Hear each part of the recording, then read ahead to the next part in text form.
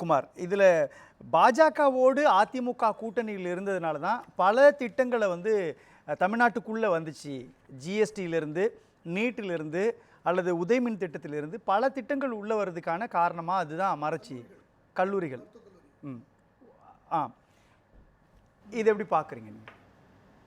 இப்போ நீங்கள் சொன்ன 3-4 காரணங்கள் இதை மனதில் வைத்து தான் கடந்த காலத்தில் இருக்கிற முதலமைச்சர்கள்லாம் மத்திய அரசோட கேட்குறத கேட்கணும், கேட்க வேண்டியது கடமை. ஏன்னா ஆட்சி இந்தியா முழுமைக்கான ஆட்சியை இந்தியாவில் உள்ள 142 கோடி மக்கள் ஒரு அரசாங்கத்தை ஏற்படுத்தியிருக்கிறார்கள். மாநிலத்தில் ஒரு அரசை ஏற்படுத்தியிருக்கிறார்கள். ஃபெடரல் கவர்மெண்ட் நடந்து கொண்டு இருக்கிறது. கேட்க வேண்டியது மாநில அரசுடைய கடமை. கேட்க வேண்டியது அரசாங்கத்தின் மட்டுமல்ல, எல்லா அரசாங்கத்தையும் மாநில அரசையோ மத்திய அரசையோ ஏற்படுத்தக்கூடிய கட்சிகள். ஒரு கட்சிகளுடைய நோக்கத்தின் அடிப்படையில் தான், கட்சிகளுடைய கொள்கைகளின் அடிப்படையில் மக்கள் வாக்களித்து அவர்கள் அரசாங்கத்தை நியமிக்கிறார்கள். அவர்களுக்கு ஒரு கொள்கை இருக்கும். அந்த கொள்கையை நிறைவேற்ற முயற்சி செய்வது தவறல்ல. ஏன்னா மக்களிடம் கொடுத்த வாக்குறுதியை நிறைவேற்ற எங்களுக்கு நீங்கள் எதை செய்யுங்கள் அதை செய்யுங்கள் என்று கேட்பது இயல்பு.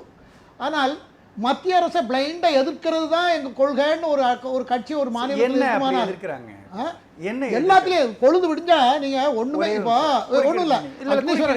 ஒரே நிமிஷம், நீங்கள் சொத்து வரி உயர்வு அப்படின்னு கண்டனம் தெரிவிக்கிறார் எதிர்க்கட்சி தலைவர் எடப்பாடி கே பழனிசாமி. 100% சொத்து வரியை நீங்கள் உயர்த்திட்டீங்க அப்படின்றார். சொத்து வரி தானாக உயர்தா? அதற்கும் மத்திய அரசுக்கு சம்மந்தம் இல்லையா? ஒருவேளை சொத்து வரி உயர்வுக்கு மத்திய அரசு காரணமாக இருந்துச்சுன்னா அப்போ அதிமுக கூட்டணியில் இருந்துச்சுன்ற ஒரு கேள்வியை திமுக தரப்பு வைப்பாங்க இல்லையா? சொத்து வரிக்கு மத்திய அரசு ஏன் எடுக்கிறீங்க உள்ள?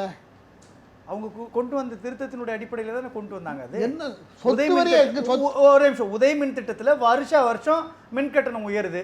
இப்போ வருஷம் கட்டணம் உயர்வு, சொத்து வரியும் சொல்றேன் நான். சொத்து வரி உயர்வுக்கும் மின்கட்டண உயர்வுக்கான காரணங்கள்ல மத்திய அரசு கொண்டு வந்த திருத்தங்கள் தானே காரணம்ன்றாங்க. அது அப்படி இல்லை. அது அந்த அந்த காரணம் சும்மா பம்மாத்து காரணம் அதெல்லாம் கிடையவே கிடையாது. இது முழுக்க மாநில அரசு மக்கள்கிட்ட கெட்ட பேர் எடுக்காமல் மக்களை நிம்மதியாக வாழ வைக்கணும்னு நினைத்தால் ஒரு மாநில அரசு. ஏன் போன தடவை அதிமுக எலெக்ஷனுக்கு ஒரு மாதத்துக்கு முன்னாடி ஏற்றிட்டு உடனே வாபஸ் வாங்கினாங்க. அது ஞாபகம் இருக்குன்னு நினைக்கிறேன் உங்களுக்கு. இதெல்லாம் எப்படி நடந்தது? மக்கள் தான் நமக்கு முக்கியம், மக்களுக்கு சிரமம் கொடுக்கக்கூடாதுன்னு ஒரு மாநில அரசு நினைக்குமானால் அதை செய்ய முடியும்.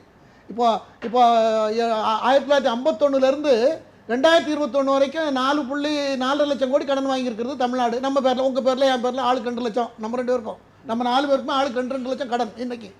ஆனால் நமக்கு தெரியாது கடனில் இருக்கோம் நம்ம 2 பேர். என்ன பொது கடன்.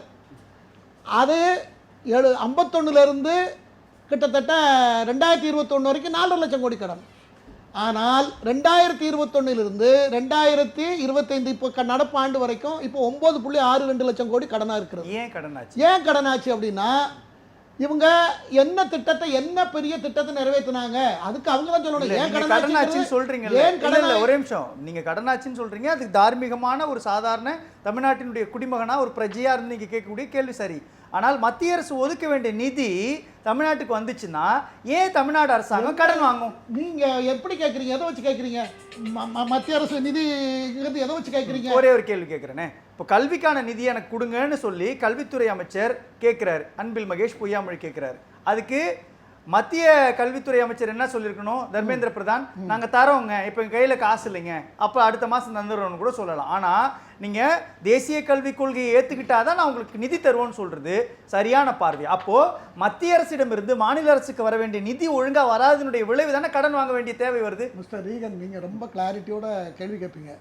இதில் கிளாரிட்டி இல்லையா? இல்லை, இதில் கிளாரிட்டி கொஞ்சம் கம்மியாக இருக்குது. ஏன்னா ஒப்பந்தம் அந்த பேக்கேஜில் என்னென்ன ஸ்கீமில் இந்த கல்வி திட்டத்துக்கு என்னென்ன என்ன எப்படி முடிவெடுக்கும் போது இவங்க கூட இருக்காங்க, முடிவெடுக்கும் போது தலையாட்டிட்டு வந்துட்டாங்க. அதுக்கப்புறம் யார்? திமுக அரசு இந்த கல்விக் கொள்கை திட்டத்தை நிறைவேற்றும் பொழுது இதுக்கெல்லாம் கூட இருந்து உடனிருந்து ஒத்துக்கொண்டு 2 டியூ வந்ததுக்கு பிறகு நாங்கள் தனியாக ஒரு கல்விக் கொள்கையை போட போகிறோம், நாங்கள் ஏகே ராஜன் தலைமையில் ஒரு இது குழுவை போட்டு நாங்கள். எனக்கு புரியுது நான் என்ன கேட்கிறேன்னா, ஒரே இல்ல குமார், மாநிலத்துக்கு இப்போ வந்து தமிழ்நாடு அரசாங்கம் திமுக அரசாங்கம் கடன் வாங்கிடுச்சுன்னு சொல்றீங்க. நீங்க மாநிலத்துக்கு சேர வேண்டிய மெட்ரோ திட்டத்தை ஆரம்பிச்சுட்டாங்க, ப்ராஜெக்ட் அதிமுக ஆட்சி காலத்திலே பணிகள் நடந்திருக்குது.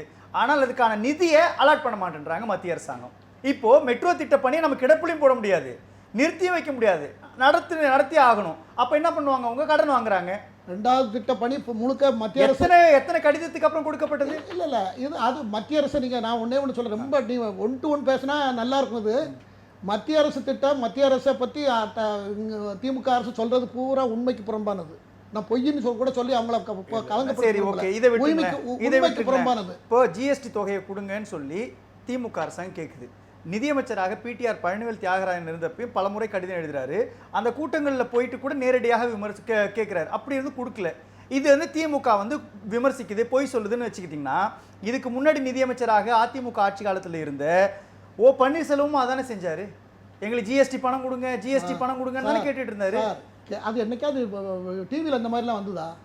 என்னைக்கோ ஒரு நாள் மத்திய அரசுக்கு கடிதம் எழுதுவதற்கு இதுக்கு பணம் வேணும்னு கேட்டிருக்காங்கன்னு மக்கள்கிட்ட கொண்டு போறதுக்காக சொல்லிருப்பாங்களே தவிர அவங்க கேட்கல. இது கம்ப்ளைண்ட் இல்ல, அப்ப அவங்க கேட்கறாங்க. கேட்கறது அரசாங்கத்துல முதலமைச்சர் ஸ்தானத்திலயோ துணை முதலமைச்சர் ஸ்தானத்திலயோ அல்லது அமைச்சர் ஸ்தானத்திலோ இருந்து ஒரு மத்திய அரசோட ஒரு தொடர்பு கொள்ளும் போது அது அன்னைக்கு செய்தி அப்படிதான் அது இருந்தது.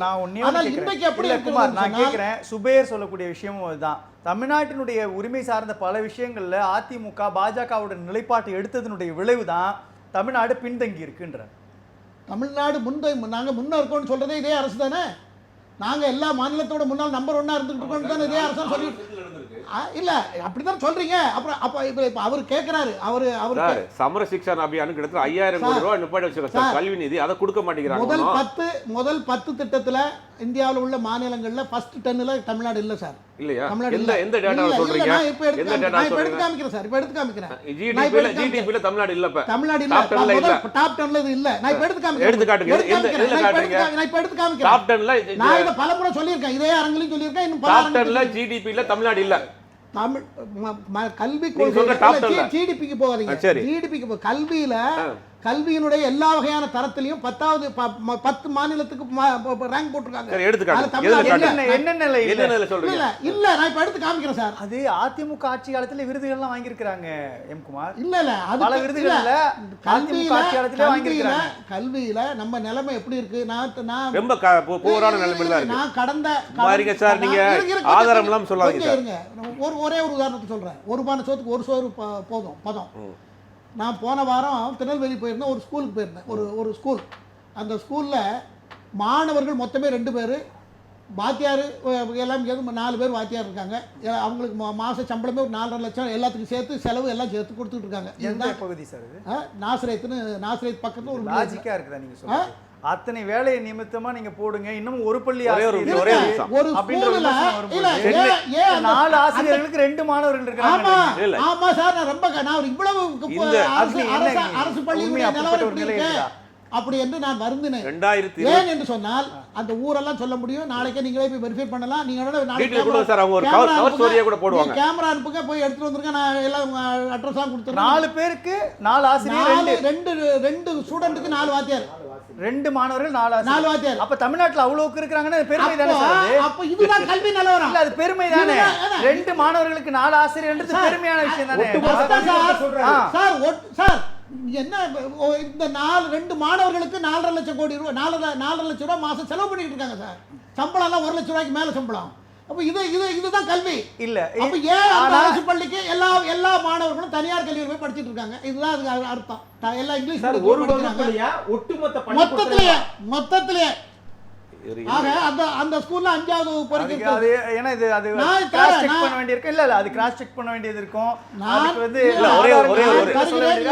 நான் ஒரே ஒரு கேள்வி தான் கேக்குறேன் எம் குமார். கொள்கையை மறந்து தமிழ்நாட்டினுடைய உரிமைகளை அதிமுக அடமானம் வைத்திருச்சு பாஜக கிட்டன்றாங்க. அது சுத்தமான அதாவது தமிழை வந்து எவ்வளவு அசிங்கமா கேவலப்படுத்தணுமோ அப்படித்தான் படுத்திட்டு இருக்காங்க திமுக காரங்க. தமிழுக்கு அந்த வார்த்தைக்கு அலங்காரமான சரியான இடத்துல அந்த வார்த்தையை பயன்படுத்த நல்லா இருக்கும். இதை எப்படி சொன்ன பொதுவாக சொன்னால் என்ன அர்த்தம்? அவங்களும் தான் அவங்க காலத்தில் 11 மருத்துவக் கல்லூரி வந்தது. அவங்களுக்கு சர்டிஃபிகேட்லாம் கொடுத்தாங்க மத்திய அரசு. இவங்களுக்கு சர்டிஃபிகேட் கொடுத்துருக்காங்க. பல சமயங்களில் தமிழ்நாடு அரசுடைய செயல்பாடு திருப்தியாக இருக்குன்னு மத்திய அரசு சர்டிஃபிகேட் கொடுத்துருக்குறது. இவங்களுக்கு கொடுத்துருக்கு, அவங்களுக்கு கொடுத்துருக்கு. இவர் இப்படி சொல்லிக்கிட்டு, அதாவது ஒரு முதலமைச்சருக்கு நான் கூட விவாதத்தில் வரும்போது உண்மையை தாண்டி போயிடக்கூடாதுங்கிறது ரொம்ப ஜாக்கிரதையாக இருப்பேன். ஆனால் முதலமைச்சரா இருந்துட்டு இந்த மாநிலத்தோட முதலமைச்சர் சொல்றது பூரா உண்மைக்கு புறம்பா இருக்கிறது. அது பொருத்தம் இல்லாமலும் இருக்கிறது.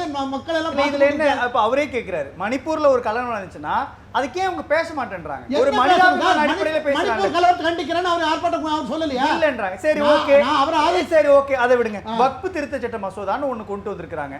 வக்ஃபு திருத்த சட்ட மசோதாவுக்கு அதிமுகவோட நிலைப்பாடு என்ன? பாஜகவினுடைய நிலைப்பாடோடு தானே அவங்க செயல்படுறாங்க. மௌனமா இருந்தா வக்ஃபு திருத்த சட்டத்துக்கு என்ன செய்யணும்னு நினைக்கிறீங்க அதிமுக? அது இஸ்லாமியர்கள் பாதிக்குதா ஒரு நிலைப்பாடு சொல்றாங்க. இந்தியா முழுக்க வக்ஃபு சொத்துகள், அதாவது பிராட்வேல இருந்து மீனம்பாக்கம் ஏர்போர்ட் வரைக்கும் இருக்கிற சொத்து பூரா வக்ஃபு சொத்து தான் ஒரு சில பேர் ஆதாரம் இல்லாம சொல்லிட்டு இருக்காங்க சார். எல்லாமே நான் ஒரு வார்த்தை கூட ஆதாரம் பேச மாட்டேன். இப்போ என்ன சொல்றீங்க நீங்க? அதெல்லாம் வக்ஃபு சொத்து யார் சொல்றா உங்களுக்கு? யார் சொல்றா உங்களுக்கு? சொல்றாங்க அதுல இருக்கிறவங்க இஸ்லாமிய சகோதரர்கள். யார் ஆதாரம் இல்லாம சொல்லாதீங்க சார். டாக்குமெண்ட் காட்டுங்க. இதெல்லாம் வக்ஃபு சொத்து தான். யார் சொன்னா உங்களுக்கு வக்ஃபு சொத்து? வக்ஃபு சொத்துக்கு டாக்குமெண்ட் இருக்கு சார். எடுத்து காமிக்கிறேன். எடுத்து காட்டுங்க. போற போக்குல வாயில வர சொல்றீங்க. பேலஸ்ல இருந்து எக்போர் வரைக்கும் இருக்கக்கூடிய சொத்து கூட யார் சொன்னா சார்? நான் எடுத்து காமிக்கிறேன். யார் சொன்னா உங்களுக்கு? நான் எடுத்து காமிக்கிறேன். நம்முடைய நண்பர் எது கம்ப்ளைன்ட் ஆயிருக்கா? இல்ல உங்களுக்கு தெரிஞ்ச யாரோ உங்க சங்கி நண்பர்கள் யாரோ சொல்லிருப்பாங்க சார். இல்ல வேற யார் சொன்னா உங்களுக்கு? டாக்குமெண்ட் காட்டுங்க சார். டாக்குமெண்ட் காமிக்கிறேன். இது கம்ப்ளைன்ட் ஆயிருக்கா? கம்ப்ளைன்ட் ஆயிருக்கா? காமிக்கிறேன். இப்போ எதுக்காக அரசாங்கம் எதுக்கு வக்ஃபு சட்டத்தை கொண்டு வருது? வக்ஃபு சட்டத்தை ஆட்டே போறதுக்கு அரசாங்கம் கொண்டு வந்திருக்கு சார். அதானி அம்மானி வீடு கட்டி வச்சிருக்காங்க சார். அதாவது இல்ல விவாதம் ரெண்டு பேருக்கும் விவாதம்ன்றது வக்ஃபு சட்டம் சம்பந்தப்பட்ட இல்ல குமார், நான் என்ன சொல்ல வரேன்னா பாஜக கொண்டு வரக்கூடிய திட்டங்களை அதிமுக கண்மூடித்தனமாக கண்மூடிக்கிட்டு ஆதரிக்கிறாங்களா? அப்படித்தான் விமர்சிக்கிறாங்க திமுக கூட்டணி கட்சிகள் சார். அவங்களுக்கு மக்களோட அது 30 வருஷம், கிட்டத்தட்ட 30 வருஷம் 5 டேர்ம் ஆட்சியில் இருந்திருக்கு அதிமுக. மக்களோட அவங்க ஆழமாக வேரூரின்றி இருக்கிறார்கள். மக்களுக்கு அவங்களுக்கும் நல்ல கட்டமைப்பு இருக்கிறது. தொண்டர்கள் இருக்காங்க. அவங்களுக்கு என்ன செய்யணும், எது செய்யக்கூடாது, எது நல்லது, எது நம்ம நாட்டுக்கு நல்லது, எது நம்ம இந்தியாவுக்கு நல்லது என்பது அவர்களுக்கு தெரியும். இவரை சொல்லி இவரை விட அவங்களுக்கு விவரமாக செயல்பட்டு இருக்காங்கன்னு தான் நான் சொல்லுவேன். எனக்கு தனிப்பட்ட முறையில் 1000 கருத்து இருக்கலாம். ஆனால் எந்த கொள்கையும் அவங்க எடுத்த முடிவுகள் எல்லாம் அவர்கள் எடுத்த முடிவுகள் பல முடிவுகள். ஏன்னா இதுக்கு முன்னால் கலைஞராக இருக்கட்டும், அண்ணாவாவே இருக்கட்டும், ஜெயலலிதா அம்மையாக இருக்கட்டும், எம்ஜிஆராக இருக்கட்டும், எல்லாருமே மத்திய அரசை நாம் எதிர்ப்பது முட்டாள்தனம்னு முடிவுக்கு வந்திருக்காங்க. அவங்க அரசியல் நடத்தியிருக்காங்க. ஆனால் சாதிச்சிருக்கவும் செய்திருக்கார்கள். இதே அரசு மத்திய அரசோட இணக்கமாக போயிருந்தால் இப்போ இதை மாதிரி பல மடங்கு இந்த கடன் கூட வந்திருக்காது நாட்டுக்கு. ஆனா அதிமுக எதுக்கு எடுத்தாலும் சண்டை போட்டு எதுக்கு எடுத்தாலும் எது வந்தாலும் சரி பொழுது விடிஞ்சா எதையாவது ஒரு கம்ப்ளைண்ட் பண்ணிக்கிட்டே நீங்க இணக்கமா இருந்து என்ன சாட்சிங்க? நீங்க இணக்கமா இருந்து என்ன சாட்சிங்க? நம்மளிடமிருந்து ஆட்சி பறி போய் விடும் என்ற பயம் அவர்களுக்கு வந்து விட்டது. அதன் அடிப்படையில் தான் அவர் சொல்றதுல ஒரு புள்ளி லாஜிக். சரி, இணக்கமா இருந்து அதிமுக என்ன சாதிச்சு? 10 வருஷம் கேக்குறாங்க. என்ன சாதிச்சு? 11 மருத்துவக் கல்லூரி வீட்டுக்குள்ள கொண்டு வந்துட்டீங்களா? இல்ல 11 மருத்துவக் கல்லூரி கொண்டு வந்தாங்க. அந்த அம்மா இருக்க ஆட்சியில வந்துருச்சு சார். இப்ப என்ன நம்ம காங்கிரஸ் ஆட்சியில மருத்துவக் கல்லூரி வந்துருச்சு. இல்ல இவர் இருக்கிறப்ப 9க்கு மேற்பட்ட மருத்துவக் கல்லூரி 11 மருத்துவக் கல்லூரி இவங்க காலத்துல கொண்டு வந்து. சரி, இவங்க காலத்துல கொண்டு வந்து. அது இந்தியா முழுவதும் எல்லா மாநிலத்துக்கும் கொடுக்கப்பட்டது. தமிழ்நாட்டுல எய்ம்ஸ் என்னாச்சு? எங்க நடந்துட்டு இருக்கு? 2 சங்கல 3 சங்கல தான் வளர்ந்துருக்கு. அவர் கேட்கறதுல ஒரே ஒரு கேள்விதான் இருக்குது. தொடர்ச்சியாக மத்திய அரசை பகைத்து கொண்டே அல்லது மத்திய அரசை முரண்பட்டுக்கிட்டே இருக்கிறது மூலமாக தமிழ்நாட்டினுடைய உரிமைகளை பெற்று தர முடியல. தமிழ்நாட்டின் உரிமைகள் பறிபோயிடக் கூடாதுங்கிறதுக்காக எதுக்கிட்டு இருக்காங்க. என்ன பறி போயிடுச்சுன்னு கேக்குறாங்க. டீலிமிட்டேஷன் வந்ததுன்னா நம்மளுடைய தொகுதி சுபேர் நீங்க திரும்ப டீலிமிட்டேஷனுக்குள்ள போறீங்க. வரலீங்களா? இது இன்னைக்கு சப்ஜெக்டே பேசல. டீலிமிட்டேஷனை பத்தி அவர் சொல்றாரு. இல்ல நான் முடிச்சிட்டு வந்தேன். அவர் கேட்கறதுல ஒரு லாஜிக்கான கேள்வி இருக்கு. கல்விக்கான நிதி அல்லது மாநிலத்திற்கான நிதியை நாங்க தோழமையா இருந்து வாங்கிட்டு வந்துட்டோம் அப்படின்னு அதிமுக சொல்லுது. நீட்டை விட்டுட்டாலும் கூட நீட்ன்றது உச்சநீதிமன்றத்தினுடைய தீர்ப்பு அடிப்படையில் இருக்குது. அதில் எங்களால் எதுவும் செய்ய முடியாது.